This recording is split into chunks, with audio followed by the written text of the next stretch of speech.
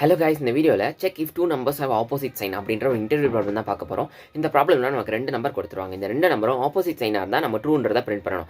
அதாச்சு ஒரு நம்பர் பாசிட்டிவாகவும் இன்னொரு நம்பர் நெகட்டிவாகவும் இருந்தால் நம்ம ட்ரூன்றதை பிரிண்ட் பண்ணணும். ரெண்டுமே ஈக்குவல் சைனாக இருந்தால், ரெண்டுமே பாசிட்டிவாக இருந்தாலும் சரி, ரெண்டுமே நெகட்டிவாக இருந்தாலும் சரி, நம்ம ஃபால்ஸ்ன்றதை பிரிண்ட் பண்ணணும். ஸோ இதுக்காக நம்ம பிட்வைஸ் எக்ஸார் ஆப்ரேட்டர் தான் யூஸ் பண்ண போகிறோம்.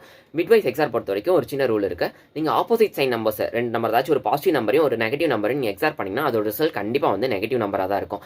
அதே இது ரெண்டு பாசிட்டிவ் நம்பர்ஸ் நீங்கள் எக்ஸார் பண்ணாலும் சரி, ரெண்டு நெகட்டிவ் நம்பர்ஸ் எக்ஸார் பண்ணாலும் சரி, உங்களுக்கு ரிசல்ட் வந்து பாசிட்டிவாவே தான் இருக்கும்.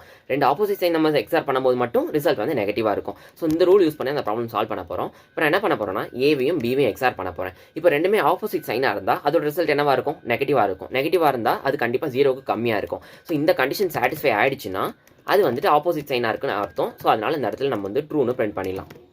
சாரி.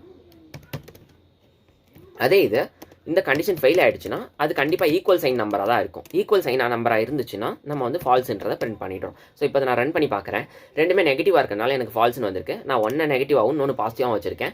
ஸோ இப்போ எனக்கு ட்ரூன்றது கிடச்சிருக்கு. இது எப்படி ஒர்க் ஆகுதுன்னா, இப்போ ஏ அண்ட் பி, ஏன்றது பாசிட்டிவ் 10, பின்றது நெகட்டிவ் 10. ஒரு பாசிட்டிவ் நம்பரையும் ஒரு நெகட்டிவ் நம்பரையும் நான் எக்ஸார் பண்ணும்போது எனக்கு கண்டிப்பாக ரிசல்ட் வந்து நெகட்டிவ் நம்பராக தான் கிடைக்கும்.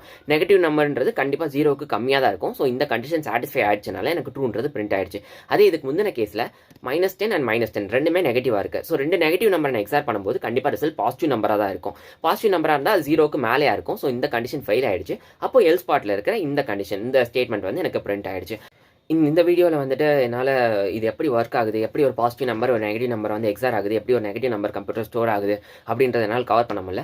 நான் அடுத்த வாரத்துக்குள்ளே வந்து பிட் மேனிபுலேஷன் பற்றி ஒரு வீடியோ போட ட்ரை பண்ணுறேன். அதில் வந்து இதை பற்றின ஃபுல் டீட்டெயில்ஸ் கவர் பண்ணுறேன். அண்ட் எதனால் நம்ம இந்த இடத்துல எக்ஸார் ஆப்ரேட்டர் யூஸ் பண்ணுறோம், நார்மலாக நம்ம இஃப் யூஸ் பண்ணி அன்லாஜிக் யூஸ் பண்ணி நம்ம சால்வ் பண்ண முடியும்னு நீங்கள் கேட்கலாம். பிட்வைஸ் எதுக்காக யூஸ் பண்ணுறோன்னா, நம்ம வந்து இன்டர்வியூ ப்ரிப்பேர் பண்ணும்போது அவங்க கேட்குற ட்ரிக்கியான கொஸ்டின்ஸ்க்கும் நம்ம வந்து சால்வ் பண்ணுற தெரியுற மாதிரி நம்ம ப்ரிப்பேர் பண்ணணும்.